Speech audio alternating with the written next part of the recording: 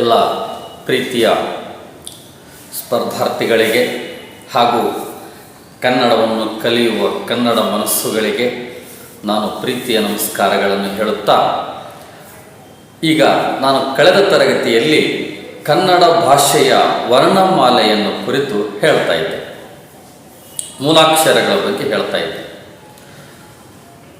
ಸಾಮಾನ್ಯವಾಗಿ ನಾವೆಲ್ಲರೂ ಕಲಿತೇ ಬಂದಿರೋದೇ, ಪ್ರಾಥಮಿಕ ಶಾಲಾ ಹಂತದಿಂದ ಹಿಡಿದು ಇಲ್ಲಿವರೆಗೂ ನಾವು ಕಲಿತು ಬಂದಿರ್ತೀವಿ. ಆದಾಗ್ಯೂ ಕೂಡ ಈ ಸ್ಪರ್ಧಾತ್ಮಕ ಪರೀಕ್ಷೆಗಳಿಗೆ ಒಂದು ಭಾಷೆಯನ್ನು ಒಂದು ಪತ್ರಿಕೆಯಲ್ಲಿ ಎದುರಿಸಬೇಕಾದಾಗ ಸಣ್ಣ ಸಣ್ಣ ವಿಷಯಗಳಿಗೆ ನಾವು ಗೊಂದಲಗಳಿಗೆ ಒಳಗಾಗಿ ತಪ್ಪು ಉತ್ತರಗಳನ್ನು ಹಾಕಿ ಬರ್ತಕ್ಕಂಥ ಸಾಧ್ಯತೆಗಳು ಇರ್ತವೆ. ಆ ಒಂದು ಹಿನ್ನೆಲೆಯಲ್ಲಿ ನಾನು ಮೂಲದಿಂದನೇ ಪ್ರಾರಂಭ ಮಾಡ್ತಾ ಹೋಗ್ತಾ ಇದ್ದೇನೆ. ಇನ್ನು ಮುಂದೆ ಸಂಧಿಗಳು, ಸಮಾಸಗಳು, ಆಮೇಲೆ ತತ್ಸಮ ತದ್ಭವಗಳು, ಅವ್ಯಯಗಳು, ಪ್ರತ್ಯಯಗಳು, ಅಲಂಕಾರ, ಛಂದಸ್ಸು, ಇನ್ನು ಭಾಳಷ್ಟು ಹೇಳೋದಿದೆ. ಆದರೆ ಇಲ್ಲಿದ್ದನೇ ನಾನು ಪ್ರಾರಂಭ ಮಾಡ್ತಾ ಇದ್ದೇನೆ, ಅಕ್ಷರಗಳಿಂದಲೇ ಪ್ರಾರಂಭ ಮಾಡ್ತಾ ಇದ್ದೇನೆ. ಕಳೆದ ತರಗತಿಯಲ್ಲಿ ವರ್ಣಮಾಲೆಯಲ್ಲಿ ಮೂಲಾಕ್ಷರಗಳಲ್ಲಿ ಸ್ವರ, ವ್ಯಂಜನ, ವರ್ಗೀಯ, ಅವರ್ಗೀಯ ಅವೆಲ್ಲ ಹೇಳಾಯ್ತು. ಈಗ ಅದರಲ್ಲೇ ಇನ್ನು ಸ್ವಲ್ಪ ಉಳ್ಕೊಂಡಿದ್ದನ್ನು ನಾನು ಇವತ್ತಿನ ಒಂದು ವಿಡಿಯೋದಲ್ಲಿ ಹಾಕೋದಕ್ಕೆ ಪ್ರಯತ್ನ ಮಾಡ್ತಾ ಇದ್ದೀನಿ. ಏನಿಲ್ಲ, ಗುಣಿತಾಕ್ಷರಗಳು ಅಂತ ಹೇಳ್ತೇವೆ. ಗುಣಿತಾಕ್ಷರ ಅಂತಂದರೆ ವ್ಯಂಜನಗಳಿಗೆ ಹತ್ತುವಂತಹ ಸ್ವರಗಳಿಂದ ಕೂಡಿರುವಂತಹ ಅಕ್ಷರಗಳಿಗೆ ನಾವೇನಂತ ಕರಿತೀವಿ, ಗುಣಿತಾಕ್ಷರಗಳನ್ನು ತಿಳ್ಕೊಂಡು ಹೇಳಿ ಕರಿತೀವಿ. ಯಾಕಂದರೆ ವ್ಯಂಜನಗಳಿಗೆ ಉಚ್ಚಾರ ಸ್ವತಂತ್ರವಾಗಿ ಮಾಡೋದಕ್ಕೆ ಬಂದರೂ ಕೂಡ ಅದನ್ನು ವಾಕ್ಯದಲ್ಲಿ ಬಳಸೋದಕ್ಕೆ ಬರೋದಿಲ್ಲ. ಅವುಗಳಿಗೆ ಸ್ವರಗಳನ್ನು ಹಚ್ಚಲೇಬೇಕು. ನಾವು ಸ್ವರಗಳನ್ನು ಹಚ್ಚಿದಾಗ ಮಾತ್ರ, ಸ್ವರಗಳನ್ನು ಸೇರಿಸಿದಾಗ ಮಾತ್ರ ಅದೇನಾಗುತ್ತೆ, ಒಂದು ಅಕ್ಷರ ಬಳಸೋದಕ್ಕೆ ಬರುತ್ತೆ. ಹಾಗೆ ಬಳಸಬೇಕಾದಂಥ ಅಕ್ಷರಗಳನ್ನು, ಸ್ವರಗಳನ್ನು ಹಚ್ಚಿಕೊಂಡಂತಹ ಅಕ್ಷರಗಳಿಗೆ ಅಂತ ಕರಿತೀವಿ ಗುಣಿತಾಕ್ಷರ ಅಂತ ತಿಳ್ಕೊಂಡು ಹೇಳಿ ಕರಿತೀವಿ. ಇಲ್ಲಿ ಸ್ವರ ಚಿಹ್ನೆಗಳನ್ನು ಸೇರಿಸಿಬಿಟ್ಟು ಉಂಟಾಗುವ ಮಿಶ್ರ ವರ್ಣಗಳಿಗೆ ಗುಣಿತಾಕ್ಷರ ಅಂತ ಕರಿತೀವಿ. ಅಥವಾ ನಾವಿಲ್ಲಿ ಗುಣಿತಾಕ್ಷರ ಅಥವಾ ಕಾಗುಣಿತ ಅಥವಾ ಬಳ್ಳಿ ಅಂತೇಳಿ ನೀವು ಕಲ್ತಿರ್ತೀರಿ, ಸಾಮಾನ್ಯ ಬಳ್ಳಿ ಅಂತೇಳಿ ಕರಿತೀವಿ. ಹಾಗೆ ಯಾವುದೇ ಭಾಷೆಯಲ್ಲಿ ನಾವು ಪ್ರಬುದ್ಧತೆಯನ್ನು ಪರಿಪೂರ್ಣವಾಗಿ ಬಳಸಬೇಕಾದ್ರೆ ಆ ಭಾಷೆಯ ಮೂಲ ಸ್ವರೂಪವನ್ನು ಅಧ್ಯಯನ ಮಾಡೋದಕ್ಕಿಂತ ಮುಖ್ಯವಾಗಿ ಆ ವರ್ಣಮಾಲೆಯನ್ನು ನಾವು ಪರಿಪೂರ್ಣವಾಗಿ ತಿಳ್ಕೊಂಡಾಗ ಮಾತ್ರ ಸಾಧ್ಯ ಆಗುತ್ತೆ. ಹಾಗಾಗಿ ಈಗ ನಾನು ಗುಣಿತಾಕ್ಷರಗಳು ಅಥವಾ ಕಾಗುಣಿತ ಅಥವಾ ಬಳ್ಳಿ ಹೇಗೆ ಅಂತ ತಿಳ್ಕೊಂಡು ಹೇಳಿಬಿಟ್ಟು ಇದಾದ ಮೇಲೆ ಸಂಯುಕ್ತಾಕ್ಷರಗಳ ಬಗ್ಗೆ ಹೇಳ್ತೀನಿ. ಇದು ಭಾಳಷ್ಟು ಮುಖ್ಯವಾದದ್ದು. ಒಂದು ಮಾರ್ಕ್ಸಿಗೆ ಕೇಳ್ಬೋದು, ಆದರೆ ನಾವು ಸರಿಯಾಗಿ ಗುರುತಿಸದೇ ಇದ್ದರೆ ಒಂದು ಮಾರ್ಕ್ಸ್ ಲಾಸ್ ಆಗ್ತಕ್ಕಂಥ ಸಾಧ್ಯತೆಗಳು ಕೂಡ ಇರುತ್ತೆ. ಇದನ್ನು ಸಹಜವಾಗಿ ಹೇಳ್ತಿದ್ದೀನಿ. ಒಂದು ಗುಣಿತಾಕ್ಷರ ಹೇಗೆ ಬರ್ಕೊಳ್ಬೇಕು, ಹೇಗೆ ತಿಳ್ಕೊಳ್ಬೇಕಂತೇಳಿ ನಿಮ್ಗೆಲ್ಲರಿಗೂ ಗೊತ್ತಿದೆ. ಇದು ಗೊತ್ತಿಲ್ಲ ಅಂತಲ್ಲ, ಆದರೆ ಒಂದು ಶಾಸ್ತ್ರೀಯವಾಗಿ ಈ ಥರ ಅಭ್ಯಾಸ ಮಾಡಿದಾಗ ಅದು ಇನ್ನೂ ಪರಿಪೂರ್ಣವಾಗಿ ನಮ್ಮ ಮನಸ್ಸಿನ ಮೇಲೆ ಮೂಡ್ತದೆ ಅಂತ ತಿಳ್ಕೊಂಡು ಹೇಳಿ. ಗುಣಿತಾಕ್ಷರ ವ್ಯಂಜನಗಳು, ನೀವು 34 ವ್ಯಂಜನಗಳು, ವರ್ಗೀಯ ವ್ಯಂಜನಗಳನ್ನು ಹಿಡ್ಕೊಂಡು ಅವರ್ಗೀಯ ವ್ಯಂಜನಗಳವರೆಗೆ 25 + 9 34. ಆ ಎಲ್ಲ ವ್ಯಂಜನಗಳಿಗೆ ನೀವೇನು ಮಾಡ್ಬೋದು, ಸ್ವರಗಳನ್ನು ಸೇರಿಸ್ಬೋದು. ಹಾಗಾದರೆ ಸ್ವರಗಳನ್ನು ಸೇರಿಸುವ ಸಂದರ್ಭದಲ್ಲಿ ಇದು ಇದರ ಒಂದು ಸಂಕೇತ, ಸ್ವರ ಚಿಹ್ನೆ. ಇದನ್ನು ಸೇರಿಸಿದಾಗ ಈ ಥರ ಇದು ವ್ಯಂಜನ ಇದೆ, ಈ ಥರ ವ್ಯಂಜನ ಇದೆಯಲ್ಲ, ಆವಾಗ ಈ ಸ್ವರ ವ್ಯಂಜನ ಸಂಕೇತ ಸೇರಿಸಿದಾಗ ಏನಾಗುತ್ತೆ, ಈ ರೀತಿ ಆಗುತ್ತೆ. ಈ ಥರ. ಹಾಗೆ ಆ ಇಳಿಸ್ಬೇಕು, ಈ ಥರ ಆ. ಹಾಗೆ ಕಿ ಒಂದು ಸಣ್ಣದು ಈ ಥರ ಮಾಡೋದು. ಹಾಗೆ ಕಿ ಈ ಥರ ಬಂದ್ಬಿಟ್ಟು ದೀರ್ಘ ಅಂತ ಕರಿತೀವಲ್ಲ, ದೀರ್ಘ. ಈಗ ನಾವಿಲ್ಲಿ ಈ ಥರ ದೀರ್ಘ ಸ್ವರ ಬರೀತೀವಿ, ಆದರೆ ಅದರ ಸಂಕೇತ ಈ ರೀತಿಯಾಗಿದೆ. ಸಂಕೇತಗಳನ್ನು ಬಳಸ್ಬೇಕು. ಕರ್ ಬಗಲಾಗ ಈ ಥರ ಕೊಂಬು ಮೇಲೆ ಕೊಟ್ಬಿಟ್ಟು ಈ ಥರ ಬರೆದ್ಬಿಟ್ಟು ಇಲ್ಲಿ ಅದರ ಪಕ್ಕದಲ್ಲಿ ದೀರ್ಘ ಸಂಕೇತ ಬರೆದ್ರೆ ಅದೇನಾಗುತ್ತೆ, ದೀರ್ಘ ಈ ಆಗುತ್ತೆ, ಕೀ ಆಗುತ್ತೆ. ಹಾಗೆ ಕ ವ್ಯಂಜನ ಇಲ್ಲಿ ಊಗೆ ಈ ತರದ ಒಂದು ಇಷ್ಟು ಮಾಡಿದ್ರೆ ಸಾಕು. ಅದೇನಾಗುತ್ತೆ ಕು, ಅದು ಸ್ವರ ಸಂಕೇತ. ಊ ಸ್ವರದ ಸಂಕೇತ ಕ ವ್ಯಂಜನೆಗೆ ಹತ್ತಿದಾಗ ಅದು ಕು ಅಂತೇಳಿ ಅನಿಸಿಕೊಳ್ತದೆ. ಹಾಗೆ ಕ ಪ್ಲಸ್ ಊ ಇದು ಕೂ ಅಂತ ಬರೆಯಬೇಕು. ಹಾಗಾದ್ರೆ ಇದಕ್ಕೆ ಸ್ವಲ್ಪ ಏನು ಮಾಡಬೇಕು, ಈ ರೀತಿ ಮಾಡಿದಾಗ ಇದೇನಾಗುತ್ತೆ ಕೂ ಅಂತೇಳಿ ಕರೆಸಿಕೊಳ್ತದೆ. ಇದು ದೀರ್ಘ ಸ್ವರ. ಹಾಗೆ ಇಲ್ಲಿ ಕ ಪ್ಲಸ್ ರು ಗೊತ್ತಿರಲಿ, ರು ಇಲ್ಲ, ಕೇವಲ ಒಂದೇ ರು ಇರೋದು. ಹಾಗಾಗಿ ಕ ಪ್ಲಸ್ ರು ಇದು ಸಂಕೇತ. ಮತ್ತೆ ಇದು ಲ ಅಂತ ತಿಳ್ಕೊಬೇಡಿ, ಈ ತರ ಅಂತ ತಿಳ್ಕೊಳ್ಳಿ. ಇದನ್ನ ನಾವು ಬರೆಯೋದು ಹೀಗೆ, ಇದು ರು ಸ್ವರದ ಸಂಕೇತ, ಕ್ರು ಅಂತ ತಿಳ್ಕೊಂಡು ಹೇಳಿ. ಹಾಗೆ ಕ ಇದು ಎ, ಇದು ಎ ಸ್ವರ. ಹಾಗಾದ್ರೆ ಎ ಸ್ವರದ ಸಂಕೇತ ಹೇಗಿದೆ, ಈ ರೀತಿಯಾಗಿ ಎ ಸ್ವರದ ಸಂಕೇತ ಇದೆ. ಹಾಗೆ ಇದು ಈ ತರ ಬರೆದಾಗ ಈ ಕ ಅನ್ನುವಂಥದ್ದಕ್ಕೆ ಇದು ಸೇರಿದಾಗ ಏನಾಗುತ್ತೆ ಎ ಆಗುತ್ತೆ. ಈ ತರದ ಒಂದು ಎ ಸಂಕೇತವನ್ನು ನಾವು ಬಳಸ್ತೀವಿ. ಅದಾದ ಮೇಲೆ ಕ ಪ್ಲಸ್ ಎ ದೀರ್ಘ ಎ, ಇದು ಬೇಕು ನಮಗೆ. ಎಲ್ಲಿ ಅಂದಾಗ ಈ ತರದ ಎಲ್ಲಿ, ಏಳು ಅಂದಾಗ ಏಳು ಅನ್ಬೇಕಾಗುತ್ತೆ, ದೀರ್ಘವಾಗಿ ಬಳಸಬೇಕಾಗುತ್ತೆ. ಅದಕ್ಕೋಸ್ಕರ ಇದು ಕ ಪ್ಲಸ್ ಎ ಕೆ, ಇದು ಮೇಲೆ ಈ ತರದ ಸಂಕೇತ ಇರ್ತದೆ ಕೆ, ದೀರ್ಘ ಮತ್ತು ಸಹಜವಾಗಿ ಇದು ಬರುತ್ತೆ. ಇದು ದೀರ್ಘ ಕೇಳು.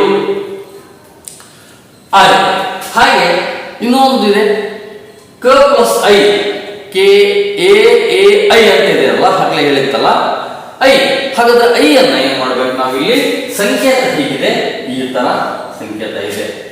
ಕ ಪ್ಲಸ್ ಐ ಈ ತರ ಬರೆದಾಗ ಕೈ, ಇದು ಕೈ. ಐ ಸಂಕೇತ ಇರೋದ್ರ ಬರೆಯಕ್ಕೆ ಆಗ್ತಿರಲಿಲ್ಲ ಅನಿಸುತ್ತೆ ಬಹುಶಃ. ಹಾಗೆ ಇದು ಕೆ ಕೆ ಕೈ ಆಯ್ತು. ಈಗ ಕೋ, ಹಾಗೆ ಕ ಪ್ಲಸ್ ಕೋ ಇದು ಸಂಕೇತ ಹೀಗೆ ಸಾಮಾನ್ಯವಾಗಿ ಇದು ಈ ತರ ಮಾಡಬೇಕು, ಇದು ಈ ತರ ಆಗುತ್ತೆ ಕೋ. ಹಾಗೆ ಕೋ ಇದು ಈ ತರ ಬರುತ್ತೆ, ಸ್ವಲ್ಪ ಕೆಳಗೆ ಕೋ. ಇದರ ಜೊತೆಗೆ ಮತ್ತೆ ನಾವು ಏನು ಮಾಡಬೇಕು, ಇಲ್ಲಿ ದೀರ್ಘವನ್ನ ಕೊಡಬೇಕು, ದೀರ್ಘವನ್ನು ಕೊಡಬೇಕು ಕೋ. ಹಾಗೆ ಕೌ ಈ ತರ ಸ್ವರ ಸಂಕೇತ, ಇದು ಕೌ ಆಗುತ್ತೆ. ಹಾಗೆ ಕ ಪ್ಲಸ್ ಇದು ಯೋಗವಾಹಗಳನ್ನು ನಾನು ಕಳೆದ ತರಗತಿಯಲ್ಲಿ ಹೇಳಿದ್ದೆ. ಯೋಗ ಅಂದ್ರೆ ಏನು ಅದನ್ನು ತಿಳ್ಕೊಂಡು ಅದು ಸ್ಪಷ್ಟವಾಗಿ ತಿಳ್ಕೊಂಡ್ಬಿಡಿ. ಸ್ವತಂತ್ರವಾದ ಉಚ್ಚಾರಗಳಿರೋದಿಲ್ಲ, ಯಾವುದಾದ್ರೂ ಒಂದು ಅಕ್ಷರಗಳ ಜೊತೆ ಸೇರಿದಾಗ ಮಾತ್ರ ಅದು ಉಚ್ಚಾರ ಆಗುತ್ತೆ. ಕ ಪ್ಲಸ್ ಕ ಪ್ಲಸ್ ಅಹ ಕಹ, ಈ ರೀತಿಯಾಗಿರ್ತಕ್ಕಂಥ ಒಂದು ಇಲ್ಲಿ ನೀವು ತಿಳ್ಕೊಳ್ಬೇಕು. ಇದು ವ್ಯಂಜನ. ವ್ಯಂಜನ ಅಂದ್ರೆ ಎಷ್ಟು ವ್ಯಂಜನಗಳು, 34 ವ್ಯಂಜನಗಳು. ಇವು ಸ್ವರಗಳು, ಇವು ಸ್ವರಗಳು, ಇವು ಸ್ವರ ಸಂಕೇತಗಳು. ಅ ಈ ಉ ಏನು ಸ್ವರಗಳಿದಾವಲ್ಲ ಅದರ ಸಂಕೇತಗಳು. ಆ ಸ್ವರ ಸಂಕೇತಗಳು ವ್ಯಂಜನಗಳಿಗೆ ಹಚ್ಚಿದಾಗ ಒಂದು ಅಕ್ಷರವಾಗಿ ಮಾರ್ಪಾಟಾಗ್ತದೆ, ರೂಪುಗೊಳ್ಳುತ್ತದೆ. ಈ ರೀತಿ ರೂಪುಗೊಂಡಂತಹ ಅಕ್ಷರಗಳನ್ನು ಮಾತ್ರ ನಾವು ಪದಗಳ ರಚನೆಗೆ ಬಳಸಿಕೊಳ್ಳಬಹುದು. ಇಲ್ಲದಿದ್ದರೆ ಪದಗಳನ್ನು ರಚನೆ ಮಾಡೋದಕ್ಕೆ ಸಾಧ್ಯವೇ ಇಲ್ಲ ಅನ್ನುವಂಥದ್ದು ನಿಮಗೆ ಸ್ಪಷ್ಟವಾಗಿ ಗೊತ್ತಿದೆ. ಹಾಗೆ ಎಲ್ಲವುಗಳನ್ನು ಹಾಗೆ ನಾನು ಮಾಡಿದ್ದೇನೆ, ಸ್ವಲ್ಪ ಗಮನಿಸ್ತೇನೆ. ಹೀಗೆ ನಿಮಗೆ ಈ ಗುಣಿತಾಕ್ಷರಗಳ ಈ ಉದಾಹರಣೆಗೆ ಒಂದು ನಾನು ಹೇಳ್ತೇನೆ. ನಮಗೆ ಸಾಮಾನ್ಯವಾಗಿ ಒಂದು ಗಮನದಲ್ಲಿ ಇರುತ್ತೆ, ಕನ್ನಡ ಎನ್ನುವಂತ ಒಂದು ಪದ ಇದೆ ಅಂತ ಇಟ್ಕೊಳ್ಳಿ. ಕನ್ನಡದಲ್ಲಿ ಎಷ್ಟು ಅಕ್ಷರಗಳಿವೆ ಅಂತ ಕೇಳಿದಾಗ ಅದು ಮೇಲ್ನೋಟಕ್ಕೆ ಎಷ್ಟು ಕಾಣುತ್ತೆ, 3 ಅಕ್ಷರಗಳು ಕಾಣಿಸುತ್ತೆ. ನಿಜ ನೀವು ಹೇಳೋದು ಈ ತರ ಮೇಲ್ನೋಟಕ್ಕೆ ನಮಗೆ ಏನು ಕಾಣುತ್ತೆ, 3 ಅಕ್ಷರಗಳು. 1 ಅಕ್ಷರ, 2 ಅಕ್ಷರ, 3 ಅಕ್ಷರ. ಇದು 3 ಅಕ್ಷರದಿಂದ ಕೂಡಿರ್ತಕ್ಕಂಥ ಪದ ಅಲ್ಲ. ಈ ಕನ್ನಡ ಆಗಬೇಕಾದ್ರೆ ಏನಾಗುತ್ತೆ ನೋಡಿ, ಕ ಸ್ವರ, ಇದು ಕ, ಒಂದು ಅರ್ಧಾಕ್ಷರ ಒಂದು ಸ್ವರ ಸೇರಿಬಿಟ್ಟು ಇದು ಕ ಆಯ್ತು. ಆಮೇಲೆ ಇಲ್ಲಿ ಮಜಾ ಇದೆ, ಇಲ್ಲಿ ಒಂದು ನ ಒತ್ತಕ್ಷರ ಬಂದಿದೆ, ಇದು ಬಂದು ಆಮೇಲೆ ಇದು ಬಂದಿದೆ. ಅವಾಗ ಏನಾಗುತ್ತೆ, ಈ ತರ ರೂಪ ಪಡ್ಕೊಳ್ಳುತ್ತೆ. ಹಾಗೆ ಇದು ಕನ್ನಡ ಒತ್ತಕ್ಷರ ಇರೋದಿಲ್ಲ. ಹಾಗೆ ಈ ಡಕ್ಕೆ ಇದು ಸೇರಬೇಕು. ಅಂದರೆ 1 2 3 4 5 6 7 ಅಕ್ಷರಗಳಿಂದ 7 ಸಂಕೇತಗಳಿಂದ ಕನ್ನಡ ಎನ್ನುವಂತಹ ಪದ ರಚನೆಯಾಗಿದೆ. ನೋಡಿ ಈ ಥರ ಇರುತ್ತೆ. ನಾವು ಪ್ರತಿಯೊಂದು ಪದವನ್ನು ಹೀಗೆ ಮಾಡೋದು. ನಾವು ಕೇವಲ ಈ ಥರ ಇದನ್ನು ಪ್ರಯೋಗ ಮಾಡೋದಕ್ಕೆ ಸಾಧ್ಯವೇ ಇಲ್ಲ. ಅದು ಬರೋದು ಅನ್ನಬೇಕಾಗ ಅದು ಅರ್ಥನೂ ಕೊಡೋದಿಲ್ಲ. ಆಮೇಲೆ ಅದು ಅಷ್ಟು ಸೊಗಸಾಗಿ ಕೂಡ ಇರೋದು ಅದು ಬರೋದಿಲ್ಲ ಮೊದಲೇ ಮಾತು ಹೇಳ್ಬೇಕಾದ್ರೆ. ಸೊ ಹಾಗಾಗಿ ನೀವು ಇದನ್ನ ಗಮನಿಸಬೇಕು. ಇವುಗಳು ಕನ್ನಡ ಅನ್ನುವಂಥ ಪದ ರಚನೆ ಆಗಬೇಕಾದ್ರೆ 7 ಸಂಕೇತ, 7 ಧ್ವನಿಗಳು, 7 ಅಕ್ಷರಗಳು ನಮಗೆ ಸಹಾಯಕವಾಗ್ತವೆ. ಈ ರೀತಿ ಬರೆಯೋದಕ್ಕೆ ನಾವೇನಂತ ಕರಿತೀವಿ? ಗುಣಿತಾಕ್ಷರಗಳಂತ ತಿಳ್ಕೊಂಡು ಕರಿತೀವಿ. ಗುಣಿತಾಕ್ಷರಗಳಂತ ತಿಳ್ಕೊಂಡು ಕರಿತೀವಿ. ಗುಣಿತಾಕ್ಷರಗಳಂದರೂ ಒಂದೇ, ಕಾಗುಣಿತ ಅಂದರೂ ಒಂದೇ, ಬಳ್ಳಿಗಳು ಅಂದರೂ ಒಂದೇ. ನೀವೆಲ್ಲರೂ ಬಳ್ಳಿ ಹಿಡ್ಕೊಂಡೇ ಬಂದವರು. ಬಳ್ಳಿಯಿಂದ ನಾವು ಕನ್ನಡವನ್ನು ಕಲ್ತಿದ್ದೇವೆ, ಬಳ್ಳಿಯಿಂದಲೇ ನಾವು ಭಾಷೆಯನ್ನು ಕಲ್ತಿದ್ದೇವೆ. ಬಟ್ ಅವಾಗ ಕಲ್ತಿರ್ತಕ್ಕಂಥ ನಾವು ಹೇಳ್ತೇವೆ ಎಲ್ಲರೂ ಬಳ್ಳಿ ಇದೆ, ಹೀಗಿದೆ, ಹೇಗಿದೆ ಅಂತ ತಿಳ್ಕೊಂಡೇವೆ. ಆದರೆ ಈ ಸ್ವರ ಸಂಕೇತಗಳ ಮುಖಾಂತರವಾಗಿ ನಾವು ಸ್ಪಷ್ಟವಾಗಿ ತಿಳ್ಕೊಂಡಾಗ ನಾವು ಇನ್ನೂ ಪರಿಪೂರ್ಣವಾಗಿ ಅದರ ಬಗ್ಗೆ ತಿಳ್ಕೊಂಡಂಗಾಗತ್ತೆ ಅಂತ ತಿಳ್ಕೊಂಡು ಇಲ್ಲಿ ಹೇಳ್ತಾ ಇದ್ದೀನಿ. ಸೊ ಇದು ಗುಣಿತಾಕ್ಷರದ ಬಗ್ಗೆ ನಿಮಗೆ ಒಂದು ಮಾಹಿತಿ.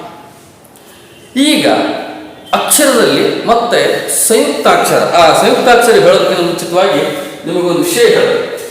ಈ ಐ ಮತ್ತು ಔ ಇವೆರಡನ್ನ ನಾವು ಸಂಧ್ಯಾಕ್ಷರಗಳನ್ನು ತಿಳ್ಕೊಂಡು ಕರಿತೀವಿ. ಇದು ಸ್ವಲ್ಪ ನಿಮ್ಗೆ ಗಮನದಾಗಿರಲ್ಲ ಅಷ್ಟೇ.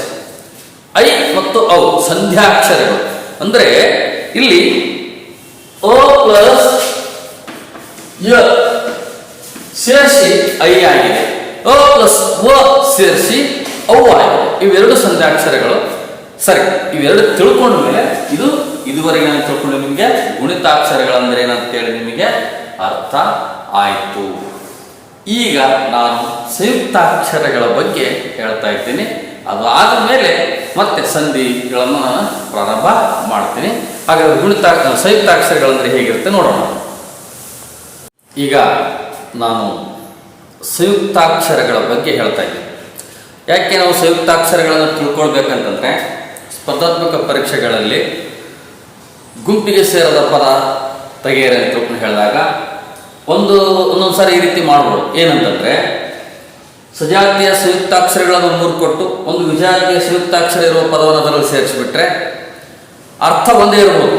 4 ಪದಗಳ ಅರ್ಥ ಒಂದೇ ಇದ್ದು ಕೆಲವೊಂದು ಸಂದರ್ಭದಲ್ಲಿ ವಿಜಾತಿಯ ಸಂಯುಕ್ತಾಕ್ಷರವನ್ನು ನಾವು ಗುರುತಿಸಿ ತೆಗಿಬೇಕಾದಂಥ ಸಂದರ್ಭಗಳು ಬರಬಹುದು. ಅಥವಾ ಸಜಾತಿಯ ಸಂಯುಕ್ತಾಕ್ಷರಗಳನ್ನು 3 ಕೊಟ್ಟು ವಿಜಾತಿಯ ಸಂಯುಕ್ತಾಕ್ಷರಗಳನ್ನು 1 ಸೇರಿಸಿದ್ರೆ ಅದು ತೆಗಿಬೇಕು, ಗುಂಪಿಗೆ ಸೇರದ ಪದ ತೆಗಿಬೇಕಾಗತ್ತೆ.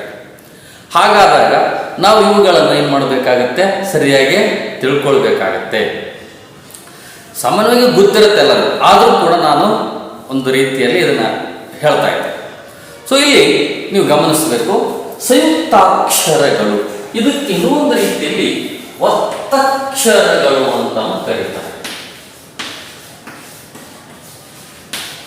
ಒತ್ತಕ್ಷರಗಳು ಅಂತ ಕರೀತಾರೆ. ಹಾಗಾದ್ರೆ ಒತ್ತಕ್ಷರಗಳಂದ್ರೇನು, ಸಂಯುಕ್ತಾಕ್ಷರಗಳಂದ್ರೇನು? ಪದ ರಚನೆ ಮಾಡುವಾಗ ವ್ಯಂಜನಗಳು 2, 3 ವ್ಯಂಜನಗಳು ಬರ್ಬೋದು. ಆ ರೀತಿ 2, 3 ವ್ಯಂಜನಗಳು ಆದ ನಂತರ ಕೊನೆಯ ಸ್ವರವನ್ನು ಹಚ್ಚಿ ಬಳಸುವಂಥ ಸಂದರ್ಭ ಬರುತ್ತೆ. ಆ ರೀತಿ ಹಚ್ಚಿ ಬಳಸಿದಾಗ 2, 3 ವ್ಯಂಜನಗಳಿಗೆ ಸ್ವರವನ್ನು ಬಳಸಿ ಉಪಯೋಗ ಮಾಡಿದಂಥ ಅಕ್ಷರಗಳಿಗೆ, ಆ ರೀತಿ ರಚನೆಯಾದಂಥ ಅಕ್ಷರಗಳಿಗೆ ಸಂಯುಕ್ತಾಕ್ಷರಗಳು ಅಥವಾ ಒತ್ತಕ್ಷರಗಳನ್ನು ತಿಳ್ಕೊಂಡು ನಾವಿಲ್ಲಿ ಕರಿತೇವೆ. ಪದ ರಚನೆ ಮಾಡುವಾಗ ಒಂದು ಪದದಲ್ಲಿ 4, 5, 3 ಎಷ್ಟಾದರೂ ಅಕ್ಷರಗಳಿರ್ಬೋದು. ಆ ರೀತಿ ಇದ್ದಾಗ 2 ಅಥವಾ ಸಾಮಾನ್ಯವಾಗಿ ಒಂದೇ ವ್ಯಂಜನೆ ಇದ್ದರೆ ಒಂದು ಸ್ವರ ಹಚ್ಕೊಂಡು ಬಿಡ್ತೀವಿ, ಅದು ಅಕ್ಷರ ಆಗಿ ಹೋಗಿಬಿಡುತ್ತೆ. ಕೆಲವೊಂದು ಸಂದರ್ಭದಲ್ಲಿ ಈಗ ಹೇಳಿದ್ರೆ ಕನ್ನಡ ಅಂತ ತಿಳ್ಕೊಂಡಿರೋದು ಅಲ್ಲಿ 2 ವ್ಯಂಜನಗಳು ಬರ್ತವೆ. 2, 3 ವ್ಯಂಜನಗಳ ಕೊನೆಗೆ ಸ್ವರಗಳನ್ನು ಹಚ್ಚಬೇಕು. ಮಧ್ಯದಲ್ಲಿ ಇಲ್ಲಿ ಹಚ್ಚೋದಕ್ಕೆ ಬರೋದಿಲ್ಲ. ಕೊನೆಗೆ ವ್ಯಂಜನಗಳ ಕೊನೆಗೆ ಸ್ವರವನ್ನು ಬಳಸಿ ನಾವು ಅಕ್ಷರ ಮಾಡ್ತೀವಿ. ಈ ರೀತಿಯಾಗಿ ಮಾಡುವಂಥದ್ದಕ್ಕೆ ಅಂತ ಕರಿತೀವಿ ಸಂಯುಕ್ತಾಕ್ಷರ ಅಥವಾ ಒತ್ತಕ್ಷರ ಅಂತ ತಿಳ್ಕೊಂಡು ಕರಿತೀವಿ. ಇದರಲ್ಲಿ 2 ಪ್ರಕಾರಗಳಿವೆ. ಸಂಯುಕ್ತಾಕ್ಷರಗಳಲ್ಲಿ 2 ಪ್ರಕಾರಗಳು. ಒಂದು ಸಜಾತೀಯ ಸಂಯುಕ್ತಾಕ್ಷರ, ಇನ್ನೊಂದು ವಿಜಾತೀಯ ಸಂಯುಕ್ತಾಕ್ಷರ. ಹಾಗಾದ್ರೆ ಸಜಾತೀಯ ಸಂಯುಕ್ತಾಕ್ಷರ ಅಂದ್ರೆ ಏನು, ವಿಜಾತೀಯ ಸಂಯುಕ್ತಾಕ್ಷರ ಅಂದ್ರೆ ಇದರಲ್ಲಿ ಇದೆ, ಏನು ಇದರಲ್ಲಿ ಕಷ್ಟ ಇಲ್ಲ. ಸಜಾತಿ ಅಂದ್ರೆ ಸ ಅಂದ್ರೆ ಒಂದೇ ಗುಂಪಿಗೆ ಸೇರಿದ ಜಾತಿ. ಜಾತಿ ಅಂತಂದ್ರೆ ಸಮೂಹ ಅಷ್ಟೇ, ಒಂದೇ ಗುಂಪಿಗೆ ಸೇರಿದ ಸಮೂಹ, ಒಂದೇ ಉಚ್ಚಾರ, ಒಂದೇ ಸ್ವರ, ಒಂದೇ ರೀತಿಯಾಗಿರ್ತಕ್ಕಂಥವುಗಳಿಗೆ ಸಜಾತಿ ಅಂತ ಹೇಳಿ ಕರಿತೀವಿ. ಇವಕ್ಕೆ ಸಜಾತಿಯ ಸಂಯುಕ್ತಾಕ್ಷರಗಳು ಅಂದ್ರೆ ಒಂದೇ ವ್ಯಂಜನ, ಒಂದೇ ಜಾತಿಯ ವ್ಯಂಜನಗಳ ಒತ್ತಕ್ಷರಗಳಾಗಿ ಪ್ರಯೋಗವಾಗಿದ್ದರೆ ಅದಕ್ಕೆ ಸಜಾತಿಯ ಸಂಯುಕ್ತಾಕ್ಷರಗಳು ಅಂತ ತಿಳ್ಕೊಂಡು ಹೇಳಿ ಕರಿತೀವಿ. ಸೊ ಹಾಗಾದ್ರೆ ಇಲ್ಲಿ ಏನು ಅಂತ ಪದಗಳ ರಚನೆಯಾಗಿದೆ ನೋಡಿ. ಉದಾಹರಣೆ ಹೇಳ್ತಾ ಇದ್ದೀನಿ. ಅಪ್ಪ ಒಂದು ಉದಾಹರಣೆ. ಅ ಪ್ಲಸ್ ಪ ಪ್ಲಸ್ ಪ ಪ್ಲಸ್ ಅ, ಇದು ಅಪ್, ಇದು ಸ್ವರ, ಇದು ಸ್ವರ. ಇಲ್ಲಿ ಎರಡು ವ್ಯಂಜನಗಳಿವೆ. ಒತ್ತಕ್ಷರವಾಗಿ ಅಪ್ಪ ಅಂತೀವಿ, ಅಪ್ಪ ಅಂತೀವಲ್ಲ, ಅದಕ್ಕೋಸ್ಕರ ಪ ಎರಡು ಸಾರಿ ವ್ಯಂಜನಗಳನ್ನು ನಾವು ಪ್ರಯೋಗ ಮಾಡ್ತೀವಿ, ಕೊನೆಗೆ ಸ್ವರವನ್ನ ಬಳಸಬೇಕು ಅಂತ ನಾ ಹೇಳಿದೆ. ನೋಡ್ರಿ, ಪ ಅನ್ನುವಂಥದ್ದು ಒಂದೇ ಧ್ವನಿ, ಇದು ಕೂಡ ಒಂದೇ ಧ್ವನಿ, ಎರಡೂ ಒಂದೇ ಧ್ವನಿ, ಎರಡೂ ಒಂದೇ ರೂಪ, ಎರಡೂ ಒಂದೇ ಅರ್ಥ. ಇದಕ್ಕೆ ನಾವು ಸಜಾತಿ ಅಂತ ಹೇಳ್ತೀವಿ. ಸಜಾತಿಯ ಸಂಯುಕ್ತಾಕ್ಷರ ಅಂದ್ರೆ ಒಂದೇ ಜಾತಿಯ ವ್ಯಂಜನಗಳು ಬಂದಾಗ ಸಜಾತಿಯ ಸಂಯುಕ್ತಾಕ್ಷರಗಳು ಅಂತೇಳಿ ಕರಿತೀವಿ. ಹಾಗೆ ಅಮ್ಮ, ಅ ಪ್ಲಸ್ ಮ ಪ್ಲಸ್ ಮ ಪ್ಲಸ್ ಅ, ಅಮ್ಮ. ಅಕ್ಕ, ಕನ್ನಡ ನೋಡಿ, ನ ಹೇಳ ಕ ಪ್ಲಸ್ ನ ಪ್ಲಸ್ ಅ ಪ್ಲಸ್ ದ, ಹೀಗೆ ಕನ್ನಡ, ನ ನ ನ ನ, ತಮ್ಮ, ಮ ಮ ಮ ಅ. ಹೀಗೆ ನೀವೆಷ್ಟೇ ಪದಗಳನ್ನು ಕೂಡ ರಚನೆ ಮಾಡಬಹುದು. ಸಜಾತಿಯ ಸಂಯುಕ್ತಾಕ್ಷರಗಳು ಈ ರೀತಿಯಾಗಿ ಬಳಕೆ ಆಗುತ್ತೆ. ಇದು ಸ್ಪಷ್ಟವಾಗಿ ಗೊತ್ತಿದೆ. ಸಜಾತಿಯ ಸಂಯುಕ್ತಾಕ್ಷರಗಳು ನಾವೆಷ್ಟೇ ಬುಕ್ ಓದಿದ್ರೂ ಕೂಡ ಕೆಲವೊಂದು ಸಂದರ್ಭ ಅರ್ಥ ಆಗೋದಿಲ್ಲ. ಈ ರೀತಿಯಾಗಿ ನಾವು ತಿಳ್ಕೊಂಡಾಗ ಸುಲಭವಾಗಿ ಅರ್ಥ ಆಗೋದಕ್ಕೆ ಸಾಧ್ಯ ಇದೆ. ಸೊ ಇದು ಸಜಾತಿಯ ಅಕ್ಷರ. ಇಂಥ ಸಾವಿರಾರು ಪದಗಳು ನಮ್ಮ ಕನ್ನಡ ಭಾಷೆಯಲ್ಲಿ ಇದ್ದಾವೆ.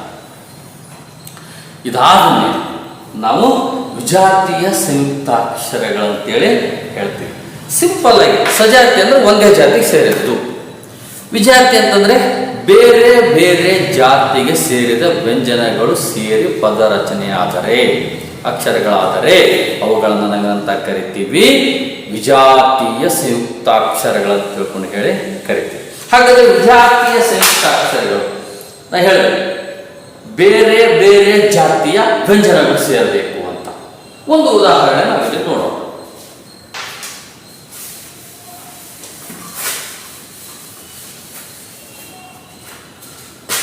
ಫಾರ್ ಎಕ್ಸಾಂಪಲ್ ಇದನ್ನ ತೆಗೆದುಕೊಳ್ಳಿ. ಅ ನೋಡಿ, ಕ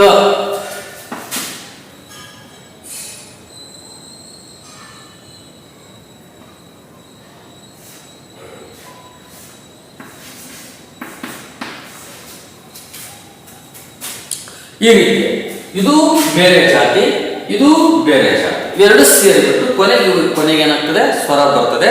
ಹಾಗಾಗಿ ಇದು ವಿಜಾತೀಯ ಸಂಯುಕ್ತ ಅಕ್ಷರ.